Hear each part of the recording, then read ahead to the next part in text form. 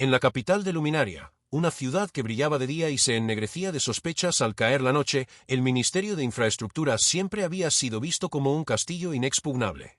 Desde sus muros de cristal se decidían contratos millonarios, rutas de transporte, redes de energía y caminos que unían el país de punta a punta. Pero detrás de aquella arquitectura imponente se escondían pasillos donde resonaba un rumor creciente, algo oscuro estaba ocurriendo bajo la superficie.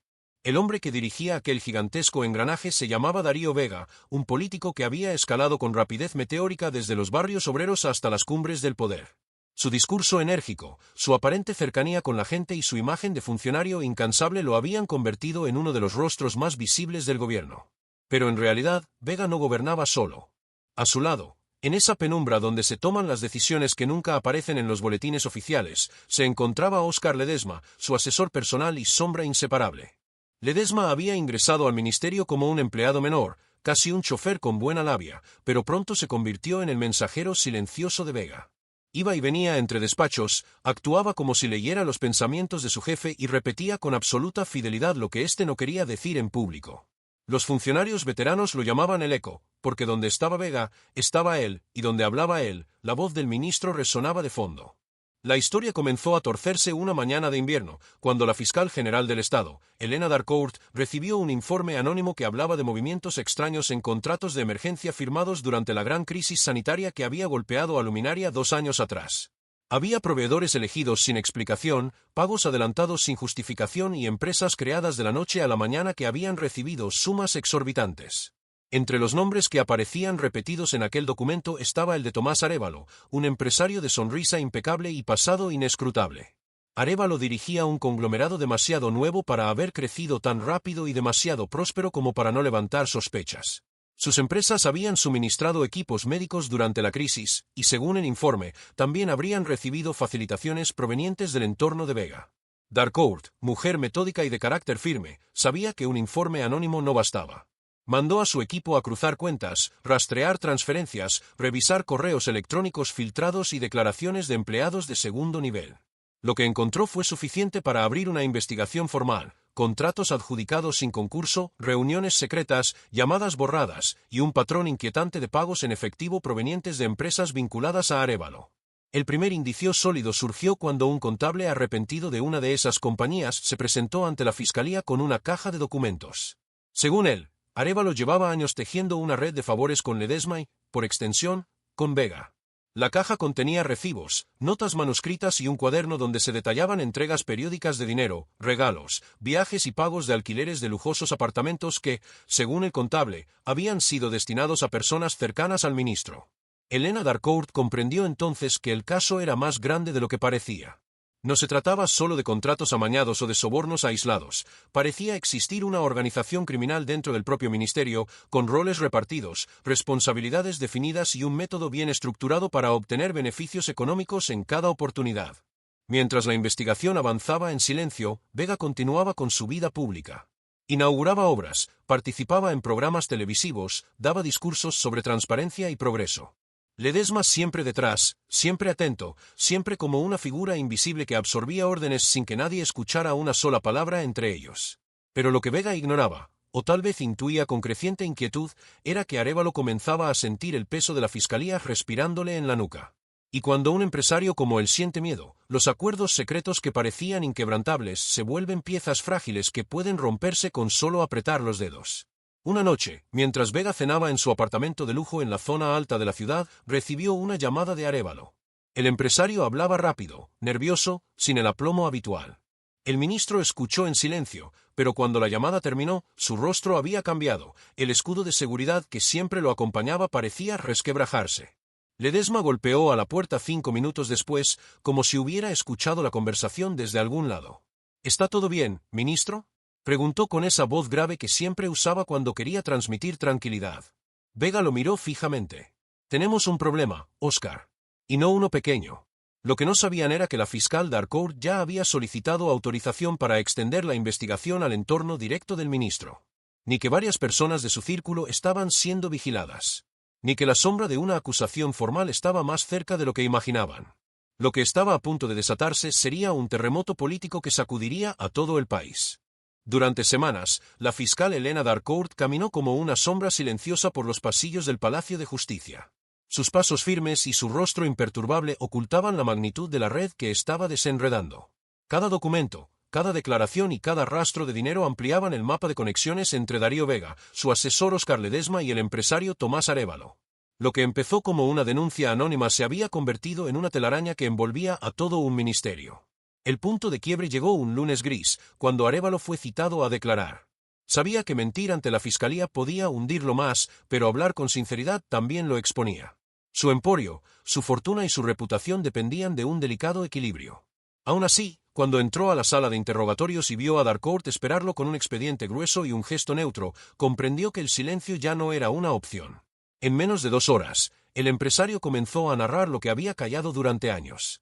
Contó cómo había conocido a Ledesma en un evento privado, cómo éste le insinuó que tenía acceso directo al ministro y que podía abrir puertas a cambio de determinadas atenciones. Primero fueron cenas, luego viajes de cortesía, hasta llegar a los pagos directos, siempre en efectivo, entregados en sobres que cambiaban de manos en restaurantes discretos o en apartamentos alquilados bajo nombres ficticios. Pero lo más impactante fue cuando Arévalo, con la voz quebrada, confesó que Vega nunca daba órdenes directas. No necesitaba hacerlo. Bastaba con que mirara a Ledesma y el asesor interpretara sus deseos. Era un lenguaje silencioso, casi ritual. Cuando el ministro quería que un contrato terminara en mis manos, simplemente evitaba decirlo. Ledesma se encargaba del resto, declaró. Sus palabras, minuciosas y detalladas, coincidían milimétricamente con los documentos entregados por el contable arrepentido. La fiscalía tomó su confesión como un paso decisivo. Lo consideraron relevante, veraz y coherente con todas las pruebas. Y con ella, el caso tomó una dimensión aún mayor. Ya no se trataba de sospechas, sino de un reconocimiento claro de la existencia de una organización criminal operando desde el propio gobierno. Darcourt sabía que debía proceder con cautela. Un caso así no solo afectaba a los implicados, sino que podía desencadenar un choque político sin precedentes. Mientras tanto, Vega intentaba mantener una fachada de serenidad. En reuniones públicas seguía repitiendo que su gestión había sido intachable, que no temía a ninguna investigación y que todo era una campaña de desprestigio. Sin embargo, en las noches, su apartamento se llenaba de llamadas urgentes, reuniones improvisadas y discusiones acaloradas con su círculo más cercano. Ledesma, nervioso como nunca antes, iba y venía como un animal atrapado.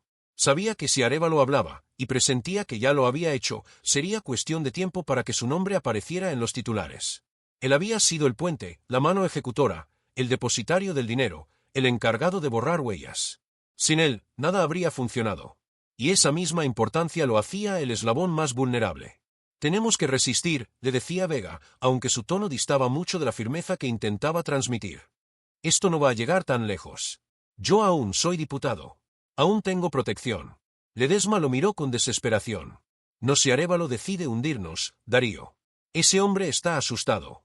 Y la fiscal lo sabe. Usará cualquier cosa para presionarlo. El ministro golpeó la mesa con el puño. No va a hundirme. He dado media vida por este país. No pueden destruirme con rumores. Pero ya no eran rumores. Al día siguiente, la fiscalía presentó ante el Tribunal Superior un escrito demoledor. Pedían abrir proceso abreviado contra Vega, Ledesma y Arévalo. Acusaban al ministro de dirigir una red que había operado durante años, manipulando adjudicaciones, filtrando información privilegiada y obteniendo beneficios ilícitos. La noticia estalló como una bomba en todos los medios del país. La imagen de Vega, antaño símbolo de eficiencia, se derrumbó en cuestión de horas. En la sede de su partido, las luces permanecieron encendidas toda la noche. Algunos dirigentes pedían que renunciara a su escaño, otros abogaban por esperar. Él, acorralado, buscaba desesperadamente una salida política que le permitiera ganar tiempo. Sabía que mientras mantuviera su cargo, el caso estaría en manos de un tribunal más favorable. Si renunciaba, el proceso caería en la justicia ordinaria, donde el camino hacia un juicio sería más rápido y directo. Ledesma, por su parte, se encerró en su casa evitando a la prensa.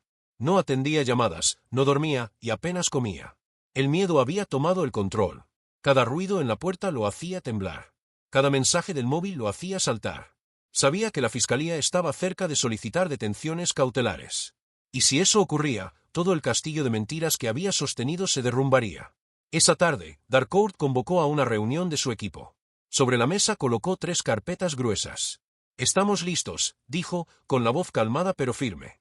«Presentaremos la acusación final esta semana. Tenemos pruebas suficientes para imputarlos por organización criminal, cohecho, tráfico de influencias, malversación y uso de información privilegiada. No habrá marcha atrás. La sala quedó en silencio. Sabían que aquel paso marcaría la historia judicial del país. Mientras tanto, en un despacho sombrío del Ministerio de Infraestructura, Vega apagó las luces y se quedó solo, observando por la ventana la ciudad que tantas veces había recorrido en actos oficiales. Se preguntó en qué momento había cruzado la línea. Tal vez fue la primera vez que aceptó un favor. O cuando permitió que Ledesma hablara en su nombre sin cuestionarlo. O cuando decidió creer que el poder lo protegía de todo. Ahora, la telaraña que habían tejido durante años comenzaba a romperse. Y cada hilo que se soltaba los acercaba un paso más al abismo. Cuando la acusación formal llegó al Tribunal Superior de Luminaria, el país quedó paralizado. Los periódicos titulaban con letras mayúsculas, Vega bajo fuego, red de corrupción en el ministerio. Las televisiones emitían debates encarnizados, las redes sociales se incendiaban con opiniones de todos los colores. Para Darío Vega, el momento de la verdad había llegado. Elena Darcourt, desde su despacho en la Fiscalía, repasaba una vez más el escrito de acusación que su equipo había preparado con una precisión quirúrgica, 20 capítulos, decenas de anexos con documentación, declaraciones juradas, análisis contables y líneas de tiempo que demostraban cómo la trama había funcionado como un engranaje perfectamente engrasado. No era solo un caso de corrupción administrativa, era un entramado criminal con estructura, roles definidos y voluntad de permanencia. Los cargos resultaban demoledores. A Vega se le imputaba organización criminal, por haber orquestado todo el entramado, cohecho, por haber favorecido empresas a cambio de pagos, tráfico de influencias, por usar su cargo para beneficiar a Arévalo, malversación de fondos públicos, por contratos abusivos durante la crisis sanitaria y uso de información privilegiada, por filtrar decisiones administrativas para que Arévalo ganara licitaciones con ventaja. Ledesma, su fiel asesor, era señalado como su mano derecha en cada acción, alter ego, según el escrito, del ministro. Arévalo, en su papel de empresario beneficiado, quedaba como el actor clave que canalizaba los beneficios ilícitos. La vista previa del juicio fue rápida. El tribunal designó un juez de métodos ágiles para que el caso no se prolongara demasiado, dada la gravedad de las acusaciones y la atención mediática. En esa vista, Vega, vestido impecable con traje oscuro, evitó mirar a Arévalo, pero Ledesma sí lo hizo. El empresario parecía más tranquilo de lo que cualquiera podría pensar, había decidido cooperar por completo con la esperanza de reducir la pena o lograr algún tipo de acuerdo. Sus confesiones ya habían sido fundamentales para la Fiscalía. Durante las semanas siguientes, los interrogatorios se volvieron intensos. En la sala de vistas, Darcourt arrancaba evidencias una tras otra. Presentó documentos que mostraban pagos en sobres, alquileres de apartamentos a nombre de terceros, correspondencia entre Ledesma y Arévalo, bitácoras de llamadas, incluso recibos de viajes entre la capital y ciudades menos visibles. Cada prueba era un golpe para la defensa. Vega, por su parte, intentó presentar una versión distinta. Sus abogados hablaron de donaciones, de actos de buena fe, de malentendidos administrativos.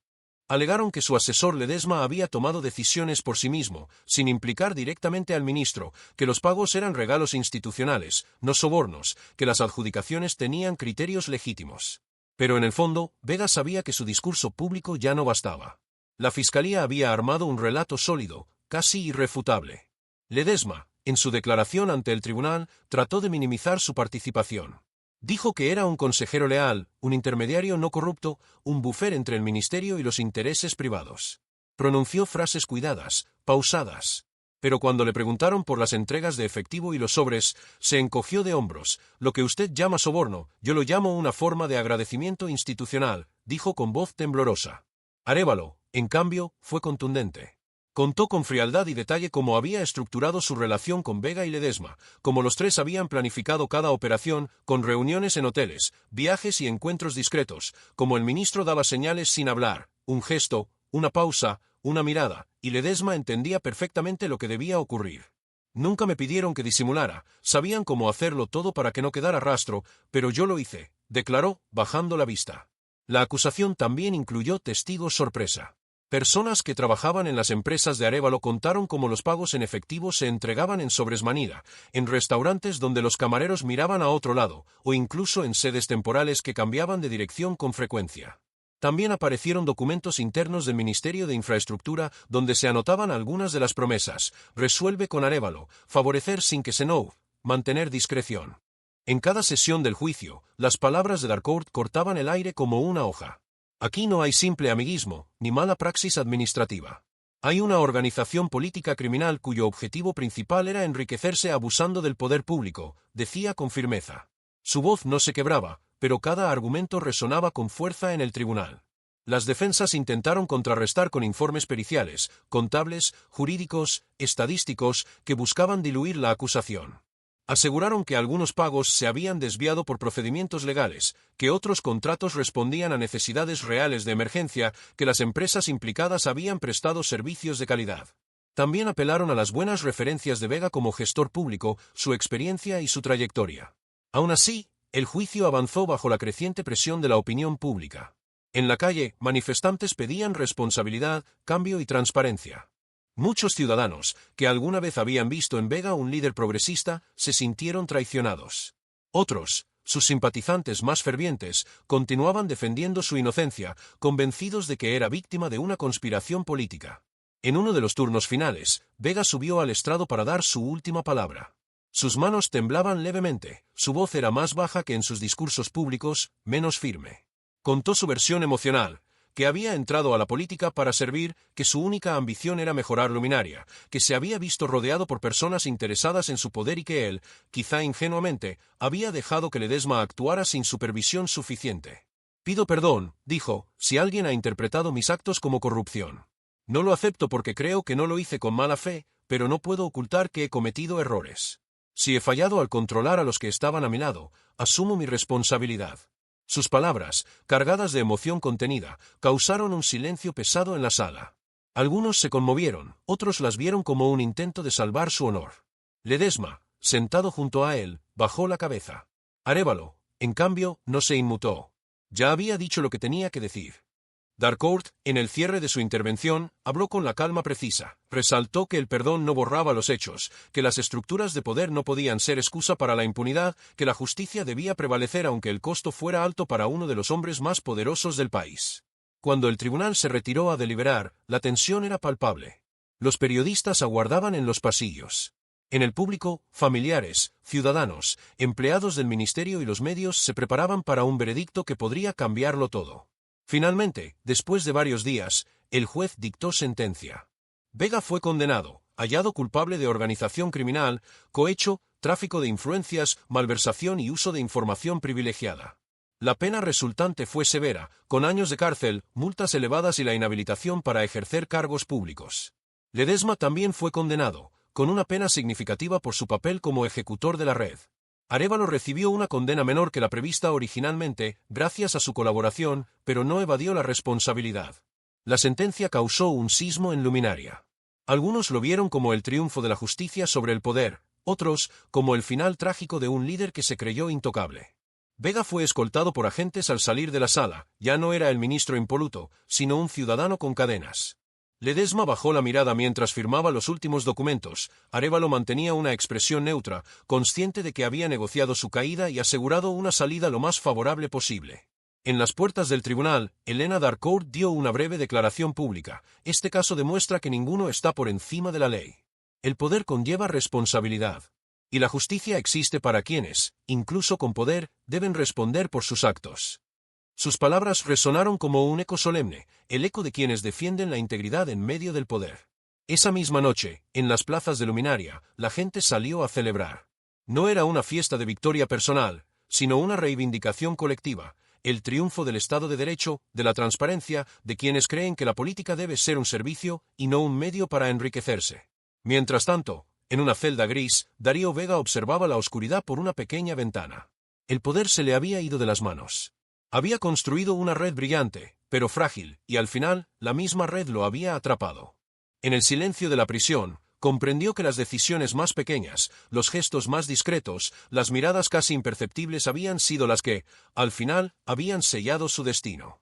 Y en esa reflexión, rodeado por el eco de sus propias ambiciones, Vega supo que había pagado un precio que nunca había calculado, no solo la pérdida de libertad, sino el fin de la ilusión de invulnerabilidad. La justicia había golpeado. Y el eco del poder, finalmente, había caído.